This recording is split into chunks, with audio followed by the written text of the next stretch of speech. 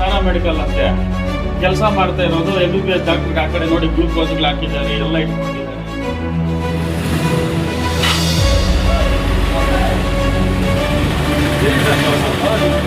ಪ್ರಾಮಾಣಿಕವಾಗಿ ಇದ್ದೀರಲ್ಲ, ನಿಮ್ಮ ಹತ್ರ ಎಲ್ಲ ದಾಖಲೆ ಇರ್ಬೇಕು ಇವಾಗ.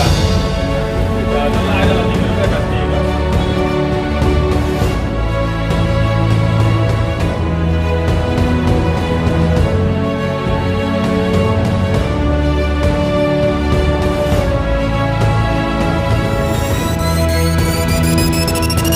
ಕೂತ್ಕೊಂಡು ಆರಾಮಾಗಿ ಒಂದು ಹಾಸ್ಪಿಟಲ್ ನಡೆಸಿದ್ರೆ ನಾಳೆ ಯಾರೊಬ್ಬರಿಗೆ ಹೆಚ್ಚು ಕಮ್ಮಿ ಆಗುತ್ತೆ, ಒಂದು ಪ್ರಾಣ ಹೋಯ್ತು, ಯಾವ ರೆಸ್ಪಾನ್ಸಿಬಿಲಿಟಿ ಆಗ್ತಾರೆ ಅದಕ್ಕೆ? ಹೌದು.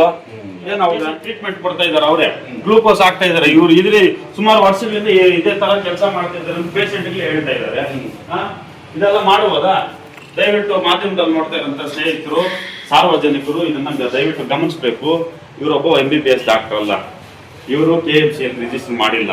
ಇವರಿಗೆ ಏನು ಪೇಷಂಟ್ಗಳಿಗೆ ನೋಡುವಂತ ಯಾವುದೇ ರೀತಿಯ ಒಂದು ಅರ್ಹತೆ ಇವ್ರಿಗಿಲ್ಲ, ಆ ವಿದ್ಯಾಭ್ಯಾಸನೂ ಇವ್ರಿಗಿಲ್ಲ.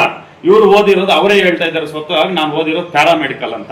ಒಬ್ಬ ಪ್ಯಾರಾಮೆಡಿಕಲ್ ಓದಿರೋಂಥ ಒಬ್ಬ ಇವರು ಡಾಕ್ಟರ್ ತರ, ನುರಿತ ಡಾಕ್ಟರ್ ತರ ಇವರು ಟ್ರೀಟ್ಮೆಂಟ್ ಕೊಡ್ತಾ ಇದ್ದಾರೆ, ಚಿಕಿತ್ಸೆ ಕೊಡ್ತಾರಂತ ಪೇಷಂಟ್ಗೆ. ನೋಡಿ ಗ್ಲೂಕೋಸ್ ಹಾಕಿ, ಇಂಜೆಕ್ಷನ್ ಹಾಕಿ ಇವೆಲ್ಲ ಕೊಟ್ಟಿದ್ದಾರೆ.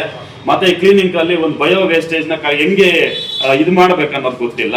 ಅಲ್ಲಿ ನೋಡ್ಬೋದು ಬಯೋ ವೇಸ್ಟೇಜ್ ಅಲ್ಲಿ ಎಲ್ಲ ಒಂದ್ ಕಡೆಯಿಂದ ಎಲ್ಲ ಒಂದೇ ಡಸ್ಟ್ಬಿನ್ ಹಾಕಿ ತುಂಬಿಸ್ಬಿಡೋದು. ಹೆಂಗ್ ಇದೇನಾ ಸರ್ ಬಯೋ ವೇಸ್ಟೇಜ್ ಹೆಂಗ್ ಮೇಂಟೈನ್ ಮಾಡ್ಬೇಕು ಹೇಳಿ ಸರ್? ಹೋಗ್ಲಿ ನೀವು ಹೆಂಗ್ ಮಾಡ್ತೀರಾ? ಕವರ್ಗಳು ಬಸ್ ಸ್ಟ್ಯಾಂಡ್ ಅಲ್ಲಿ ಇಡ್ತಾರಲ್ಲ ಡಸ್ಟ್ಬಿನ್ಗಳು, ಆ ತರ ಹಾಸ್ಪಿಟಲ್ ಅಲ್ಲಿ ಒಂದು ಡಸ್ಟ್ಬಿನ್ ನ ಇಟ್ಕೊಂಡಿದ್ದಾರೆ ಇವರು. ಇಂಜೆಕ್ಷನ್ ಯೂಸ್ ಮಾಡಂಗಿಲ್ಲ, ಗ್ಲೂಕೋಸ್ ಯೂಸ್ ಮಾಡಂಗಿಲ್ಲ, ಪ್ರಿಸ್ಕ್ರಿಪ್ಷನ್ ಇವರೇ ಬರೀತಾರೆ. ಏನ್ ಟ್ರೀಟ್ಮೆಂಟ್ ಕೊಡ್ಬೇಕು ಅನ್ನೋದು ಇವರೇ ಬರೀತಾರೆ, ಅವ್ರಿಗೆ ಯಾವ ಮಾತ್ರೆ ತಗೋಬೇಕು ಅನ್ನೋದು ಇವರೇ ಬರೀತಾರೆ. ಇವ್ರಿಗೆ ಫಸ್ಟ್ ಆಫ್ ಆಲ್ ಪ್ಯಾರಾಮೆಡಿಕಲ್ ಅಲ್ಲಿ ಇಷ್ಟೆಲ್ಲ ಡೆವಲಪ್ಮೆಂಟ್ ಆಗ್ಬಿಟ್ಟೆ ಅನ್ನೋದು ಆಶ್ಚರ್ಯ ಆಗ್ತದೆ. ಯಾಕಂತಂದ್ರೆ ಅವ್ರಿಗೆ ಸುಪ್ರೀಂ ಕೋರ್ಟ್ ಆದೇಶ ಕೊಟ್ಟಿದೆ ಅಂತ. ಡಾಕ್ಟರ್ ಸರ್ ಮನೋಜ್ ಅವರಿಗೆ ಸುಪ್ರೀಂ ಕೋರ್ಟ್ ಆದೇಶ ಕೊಟ್ಟಿದೆ ಅಂತ. ಆದೇಶ ಏನಿದೆ ಅವ್ರು ತೋರಿಸ್ತಾ ಇಲ್ಲ, ಅವ್ರು ಯಾರು ಅವ್ರು ಕಮಿಟಿಗೆ ಕೊಡ್ತಾರಂತೆ. ಇವ್ರದೊಂದು ಕಮಿಟಿ ಮಾಡ್ಕೊಂಡಿದ್ದಾರಂತೆ. ಏನ್ ಕಮಿಟಿ ಸರ್ ನಮ್ದು? Karnataka community medical paramedical association. Paramedical association ಅಧ್ಯಕ್ಷರಿಗೆ ಒಂದ್ಸರಿ ಫೋನ್ ಮಾಡ್ಕೊಡಿ ಸರ್, ಮಾತಾಡೋಣ. ನೀವು ಕ್ಲಿನಿಕ್ ನಡೆಸಬಹುದೇನೋ ಕೇಳೋಣ. RMP ಓದಿರೋರು ಕೂಡ ಟ್ರೀಟ್ಮೆಂಟ್ ಕೊಡಂಗಿಲ್ಲ ಸರ್, ಚಿಕಿತ್ಸೆ ಕೊಡಂಗಿಲ್ಲ. ಇಲ್ಲ ನೀವು ನೇರವಾಗಿ MBBS ನೀವು ಎಕ್ಸ್ಪೀರಿಯನ್ಸ್ ಫಿಸಿಷಿಯನ್ ತರ ನೀವು ಟ್ರೀಟ್ಮೆಂಟ್ ಕೊಡ್ತಾ ಇದ್ದೀರಾ. ನಾನ್ ಫಿಸಿಷಿಯನ್ ಅಂತ ಎಲ್ಲಿ ಹೇಳಿಲ್ವಲ್ಲ. ಮತ್ತೆ ಇದೆಲ್ಲ ಮಾಡ್ಬೋದಾ ನೀವು? ಈಗ ಅವ್ರು ಗೌರ್ಮೆಂಟ್ ಹಾಸ್ಪಿಟಲ್ ಹೋಗಿದ್ದಾರೆ, ಐಎಮ್ಎನ್ ಮೋಷನ್ಸ್ 3 ದಿವಸದಿಂದ ಐಎಮ್ಎನ್ ಸಫರ್ ಆಗಿದ್ದಾಳೆ, ಅಲ್ಲಿ ಗಲಾಟೆ ನಡೆದಿದೆ, ಬಂದಿದ್ದಾರೆ, ಗಲಾಟೆ ಹಾಕಿದೀವಿ ಅಷ್ಟೇ. ಪೇಷಂಟ್ ಕೇಳಿ ಇಲ್ಲ ಐಎಮ್ಎನ್ಗೆ ನಾನು ಯಾವ ಅನುಭವದಿಂದ ಹಾಕಿದ್ದೀರಾ ಸರ್? ಏನ್ ಓದ್ಕೊಂಡಿದ್ದೀರಾ ನೀವು ಅಂತ ಹಾಕಿದ್ದೀರಾ ಸರ್? ಇಲ್ವಾ? CMSVD ಅಂದ್ರೆ ಎಸೆನ್ಷಿಯಲ್ ಡ್ರಗ್ಸ್ ಅಂತ ಬರುತ್ತೆ, ಅರ್ಥ ಆಯ್ತಾ? ಅದ್ರ ಪ್ರಕಾರ ನಾವು ಇದು ಮಾಡಿದ್ದೀವಿ. ಎಸೆನ್ಷಿಯಲ್ ಡ್ರಗ್ಸ್ ಅಂದ್ರೆ ನೀವು ಕೊಡ್ಬೋದಂತಿಲ್ಲ ಸರ್. ಎಸೆನ್ಷಿಯಲ್ ಅಂದ್ರೆ ಏನ್ ಹೇಳಿ? ಹೇಳಿ ನೀವ್ ಹೇಳಿ. ಹೇಳ್ತಾ ನೀವು ಗೊತ್ತಿದೆ, ಸುಪ್ರೀಂ ಕೋರ್ಟ್ ಆದೇಶ ಕೊಟ್ಟಿದೆ. ನಿಮಗ್ ಗೊತ್ತಿದೆ, ನೀವ್ ಹೇಳಿ, ನಾನೇನ್ ಹೇಳಕ್ ಬರಲ್ಲ. ಅಲ್ಲ, ನಿಮ್ಗೆ ಸುಪ್ರೀಂ ಕೋರ್ಟ್ ಆದೇಶ ಕೊಟ್ಟಿದೆ ಅಲ್ವಾ? ಕಾನೂನು ನಿಮ್ಗೆ ಎಲ್ಲಾ ಗೊತ್ತಿದೆ, ನೀವು ಮಾತಾಡಿ. ಅದು ಗೊತ್ತಿರೋದಕ್ಕೆ ಕೇಳ್ತಾ ಇರೋದು, ನೀವು ಹೆಂಗ್ ಕ್ಲಿನಿಕ್ ನಡೆಸ್ತಾ ಇದ್ದೀರಾ ಅಂತ.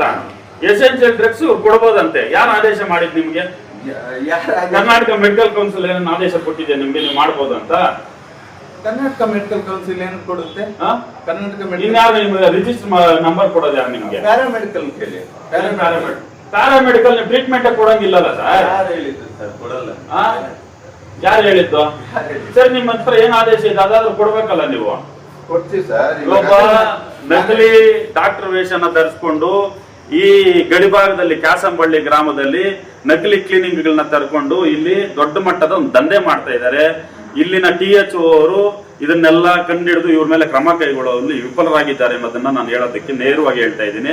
ದಯವಿಟ್ಟು DHO ಅವರು ಈ ಬಗ್ಗೆ ಕೂಡಲೇ ಕಾನೂನು ಕ್ರಮ ಕೈಗೊಳ್ಳಬೇಕು. ಈ ತರ ನಕಲಿ ಕ್ಲಿನಿಕ್ಗಳನ್ನ ಯಾರೆಲ್ಲ ನಡೆಸ್ತಾ ಇದ್ದಾರೆ ಅವ್ರ ಮೇಲೆ ಇಮಿಡಿಯೇಟ್ಲಿ ಆಕ್ಷನ್ ತಗೋಬೇಕು. ಮತ್ತೆ ಅವ್ರ ಮೇಲೆ ಏನು ಕಠಿಣವಾದಂತಹ ಶಿಕ್ಷೆಗೆ ಒಳಪಡಿಸಬೇಕು ಅಂತ ನಾನು ಈ ಮುಖಾಂತರ ಒತ್ತಾಯ ಮಾಡ್ತಾ ಇದ್ದೀನಿ. ಈಗ THO ಅವ್ರಿಗೂ ಕೂಡ ಫೋನ್ ಮಾಡಿ ಇಲ್ಲಿಗೆ ಕರೆಸ್ತೀನಿ, ಅವ್ರ ಹತ್ರ ಏನ್ ಆದೇಶ ಇದೆ ತೋರಿಸಿ. ಎಷ್ಟು ರಾಜಾರೋಷವಾಗಿ ಒಂದು ನಕಲಿ ಕ್ಲಿನಿಕ್ ಅನ್ನ ಇವ್ರು ನಡೆಸ್ತಾ ಇದ್ದಾರೆ ಅಂತಂದ್ರೆ, ಇವರು ಎಷ್ಟು ಪ್ರಾಣಗಳ ಜೊತೆ ಚಲ್ಲಾಟ ಆಡ್ತಾ ಇದ್ದಾರೆ ನೋಡಿ.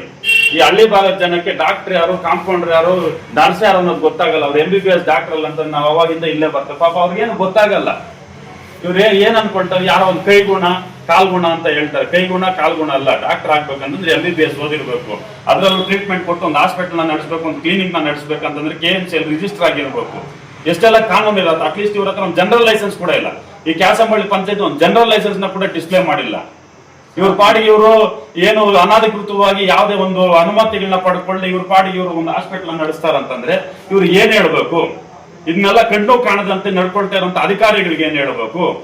ಇದನ್ನ ತಮಾಷೆ ಆದಂತ ವಿಚಾರನ. ಎಷ್ಟು ಜನರ ಪ್ರಾಣದ ಜೊತೆ ಚಲ್ಲಾಟ ಆಡ್ತಾ ಇದ್ದಾರೆ ನೋಡ್ಬೋದು ನೀವು. ಪಾಪ ಅಮ್ಮನಿಗೆ ಏನು ಗೊತ್ತಿಲ್ಲ, ಗೌರ್ಮೆಂಟ್ ಹಾಸ್ಪಿಟಲ್ ಡಾಕ್ಟರ್ ಇಲ್ಲ ಅಂತ ಇಲ್ಲಿ ಬಂದ್ರೆ ಇವ್ರು ಟ್ರೀಟ್ಮೆಂಟ್ ಕೊಡ್ತಾರಂತೆ. ಹೋಗಿ ಇವ್ರನ್ನ ಕರ್ಕೊಂಡು ಗೌರ್ಮೆಂಟ್ ಹಾಸ್ಪಿಟಲ್ ಕೂಡ್ಸ್ಬಿಡೋಣ. ನೋಡಿ ಹೆಂಗಾಗಿ ಏನ್ ಆಗ್ತಾ ಇದೆ ಸಮಾಜದಲ್ಲಿ ಅನ್ನೋದು ಅರ್ಥ ಆಗ್ತಾ ಇಲ್ಲ. ಬಂಧುಗಳೇ, ದಯವಿಟ್ಟು ನಾನು ಮಾನ್ಯ DHO ಅವರಲ್ಲಿ TH ಅವರಲ್ಲಿ ಮನವಿ ಮಾಡ್ತಾ ಇದ್ದೇನೆ, ಆದಷ್ಟು ಬೇಗ ಇವತ್ತು ಸಂಜೆ ಒಳಗೆ ಇವ್ರ ಮೇಲೆ ಆಕ್ಷನ್ ತಗೊಂಡಿಲ್ಲ ಅಂತಂದ್ರೆ ನಾವು THO ಆಫೀಸ್ ಮುಂದ್ಗಡೆ ಹೋರಾಟ ಮಾಡ್ಬೇಕಾಗತ್ತೆ ಅನ್ನೋದನ್ನು ತಮ್ಮ ಗಮನಕ್ಕೆ ತರ್ತಾ ಇದ್ದೀನಿ. ಮೇಡಮ್, ಶ್ರೀನಾಥ್ ನಾಸ್ತಿಕ್ ಅಂತ ಮಾತಾಡ್ತೀನಿ, ಪ್ರಬುದ್ಧ ಪ್ರಜಾವೇದಿಕೆ ಸಂಘಟನೆ ಅಧ್ಯಕ್ಷರು. ಮೇಡಮ್, ಕ್ಯಾಸಂಬಳ್ಳಿಯಲ್ಲಿ ಒಂದು ನಕಲಿ ಕ್ಲಿನಿಕ್ ಅನ್ನ ಇಲ್ಲಿ ರನ್ ಮಾಡ್ತಾ ಇದ್ದಾರೆ. ತಮ್ಮ ಗಮನಕ್ಕೆ ಬಂದಿದೆ ಎಲ್ಲೋ? ಅವ್ರ ಅಟ್ಲೀಸ್ಟ್ ಏನಂದ್ರೆ ಏನೂ ಇಲ್ಲ ಅವ್ರ ಹತ್ರ. ಈಗ ಇಲ್ಲಿ ಕ್ಯಾಸಂಬಳ್ಳಿಯಲ್ಲಿ ಮೈನ್ ರೋಡ್ ಅಲ್ಲೇ ಶ್ರೀ ವಾತ್ಸಲ ಸಮುದಾಯ ಆರೋಗ್ಯ ಕೇಂದ್ರ ಅಂತ ಒಂದು ಇಟ್ಕೊಂಡು ನಡೆಸ್ತಾ ಇದ್ದಾರೆ. ಮನೋಜ್ ಅಂತ.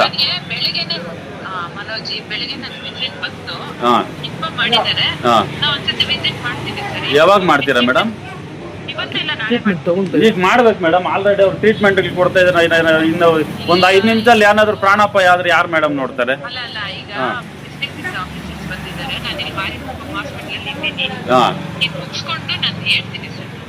ಹೇಳೋದಲ್ಲ ಮೇಡಮ್, ಇವೆಲ್ಲ ಈ ಅತಿ ಶೀಘ್ರವಾಗಿ ಕ್ರಮ ಕೈಗೊಳ್ಳಬೇಕಾಗಿರೋಂಥ ವಿಚಾರಗಳಲ್ಲ ಮೇಡಮ್.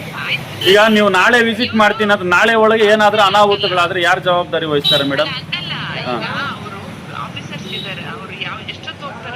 ಅಟ್ಲೀಸ್ಟ್ ನಿಮ್ಮ ಅಲ್ಲ ಮೇಡಮ್, ನಿಮ್ಮ THO ಆಫೀಸ್ ಕಡೆಯಿಂದ ಯಾರನ್ನವ್ರನ್ನ ಬಂದು ಕಳಿಸಿ ಅವ್ರ ಮೇಲೆ ಯಾವ್ದೊಂದು ಕ್ರಮ ಕೈ. ಮೇಡಮ್, ಈಗ ನೀವು ದಯವಿಟ್ಟು ಇವತ್ತು ಸಾಯಂಕಾಲ ಒಳಗೆ ನೀವು ಯಾವ್ದೊಂದು ಕ್ರಮ ಕೈಗೊಂಡಿಲ್ಲ, ನಾನು DHO ಅವ್ರಿಗೆ ಫೋನ್ ಮಾಡ್ತೀನಿ ಮೇಡಮ್.